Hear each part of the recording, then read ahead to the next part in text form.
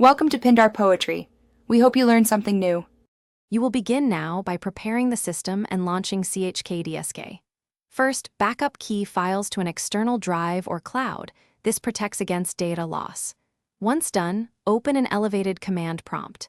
Click Start, type CMD, and choose Run as administrator.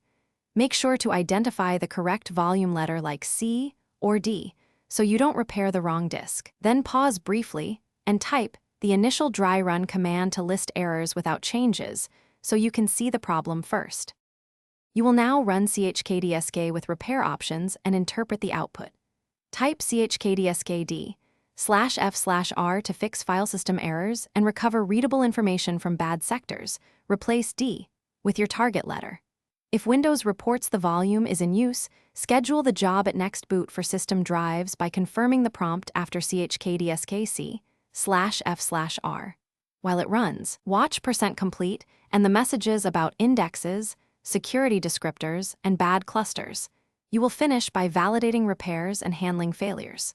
Once Chkdsk completes, open Event Viewer right arrow Windows logs right arrow application and find the WinInit or Chkdsk entry to read the detailed log.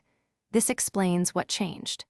If problems remain or you see many bad sectors, run a smart health check with Crystal Disk Info or the Drive Maker's tool, because that indicates hardware failure. If Smart warns or Chkdsk can't repair, stop using the disk and restore files from backup to a replacement drive.